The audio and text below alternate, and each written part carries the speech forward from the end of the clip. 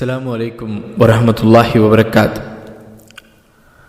அல்லாஹ்வினுடைய தூதர் ஸல்லல்லாஹு அலைஹி வஸல்லம் அவர்கள் நம்மளுடைய வீட்டிலே நாம் செய்ய வேண்டிய ஒழுக்கங்களை கற்றுத்தந்திருக்கின்றார்கள். அது என்ன என்பதை இப்பொழுது நாம் பார்க்கலாம்.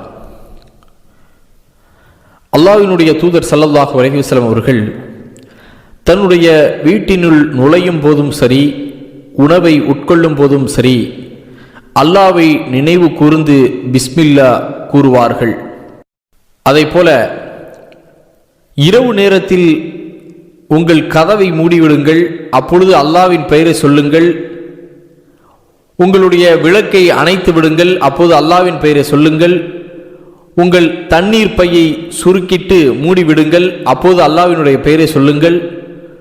உங்களுடைய பாத்திரத்தை மூடி வையுங்கள், அதை முழுவதும் மூட இயலாவிட்டாலும் அதன் மீது எதையாவது குறுக்காக வைத்தேனும் மூடிவிடுங்கள் என்று அல்லாஹ்வினுடைய தூதர் ஸல்லல்லாஹு அலைஹி வஸல்லம் அவர்கள் கூறுகின்றார்கள். அதாவது நாம் குடிக்கக்கூடிய தண்ணீரை மூடி வைக்க சொல்கின்றார்கள். காரணம், ஏதாவது விஷப்பூச்சிகள் விழுந்தால் அது நம் உடலுக்கு தீங்கை ஏற்படுத்திவிடும். இரவு நேரத்திலே விளக்குகளை, அதாவது லைட், இவையெல்லாம் அணைத்து விடுங்கள் என்று சொல்லுகின்றார்கள். விருந்தாளியை கண்ணியப்படுத்துங்கள் என்று நபி ஸல்லல்லாஹு அலைஹி வஸல்லம் அவர்கள் கூறுகின்றார்கள்.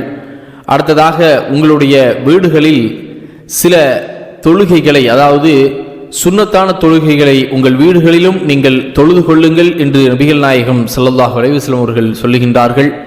மேலும் அல்லாஹ் ரப்பல் ஆலமீன் கூறுகின்றான், நீங்கள் வீண் விரயம் செய்யாதீர்கள், நிச்சயமாக வீண் விரயம் செய்பவர்களை அல்லாஹ் நேசிக்க மாட்டான் என்று திருக்குர்ஆனிலே 6வது அத்தியாயம் 141வது வசனத்திலே கூறுகின்றான். நம்மளுடைய வீட்டிலே நாம் செய்ய வேண்டிய ஒழுக்கங்களை கற்றுத்தந்திருக்கின்றார்கள். அது